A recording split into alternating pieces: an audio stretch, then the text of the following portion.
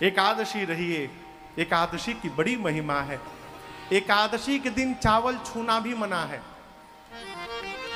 लेकिन हमारे आपके बगल में एक स्थान है, धाम है, श्री जगन्नाथ धाम, जगन्नाथपुरी, जहां एकादशी के दिन भी जगन्नाथ भगवान को खिचड़ी का भोग लगाया जाता है।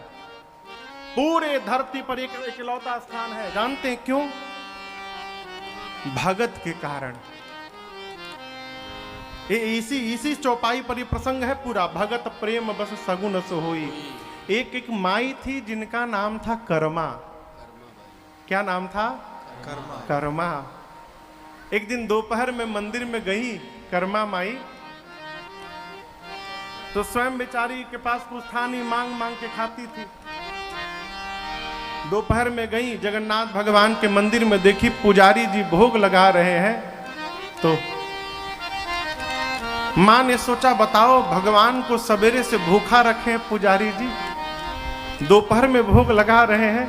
तो कर्मा माई ने ठाकुर जी से कहा कि प्रभु अब ऐसा 56 भोग तो हमारे पास नहीं है, आप सुबह से खाली पेट हैं, एक काम करिए, रूखा सूखा जो होगा मैं बना दिया करूंगी, सवेरे सवेरे मेरे घर आ जाइए।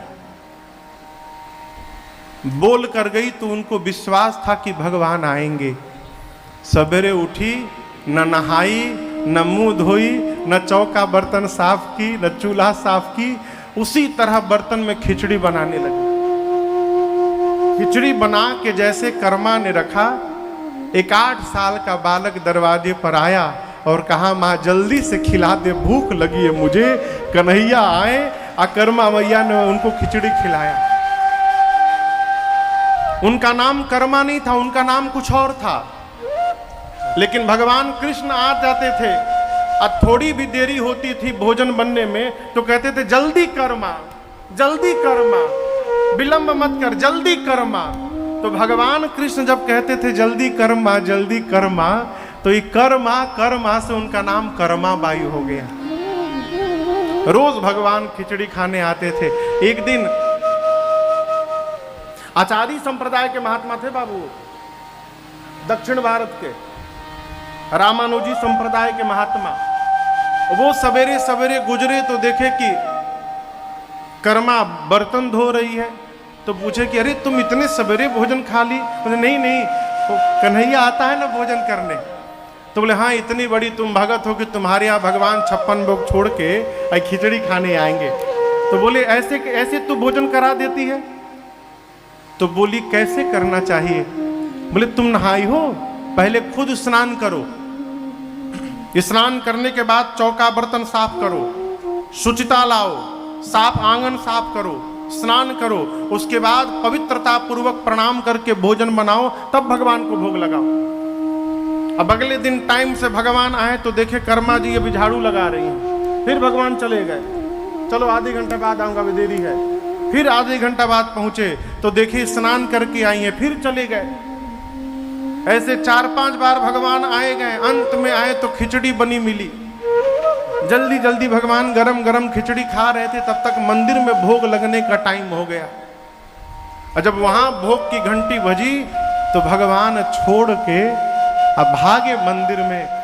पुजारी जी जब मंदिर का पट खोले भोग लगाने के लिए तो देखते हैं जगन्नाथ भगवान के मुख में और उनके दाहिने हाथ में खिचड़ी लगा हुआ है विग्रह में।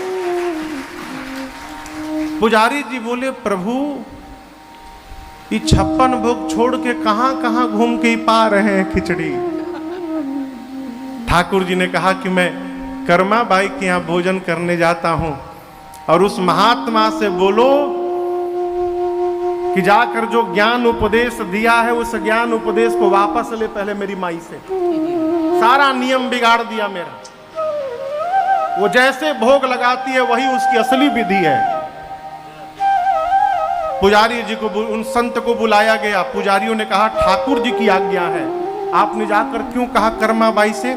जाकर उनसे वापस कहिए कि जैसे भोग लगाती थी वैसे भोग लगाएं।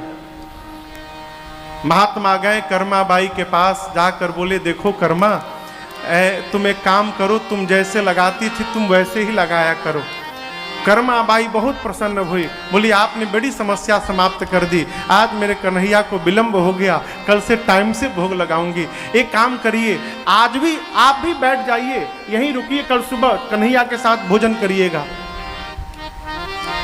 महात्मा ने कहा कर्मा, अभी तुम्हारी जैसी पात्रता मेरी नहीं हुई है, तुम कन्हैया को भोजन करा सकती हो, लेकिन मैं कन्हैया के साथ बैठकर भोजन नहीं कर सकता हूं, मैं उस योग्य नहीं हुआ हूं, तुम ही उनको भोजन कराओ। और जब तक मां कर्मा जीवित रही तब तक भगवान कन्हैया कृष्ण जगन्नाथ उनके यहां भोजन करते रहे। आज भी जब जगन्नाथ भगवान को भोग लगता है तो सबसे पहले खिचड़ी जाती है और कहा जाता है प्रभु ये कर्माबाई की खिचड़ी आपको भोग में लाया गया है, इसको भोग पाइए ना। आज भी वही खिचड़ी का भोग लगता है।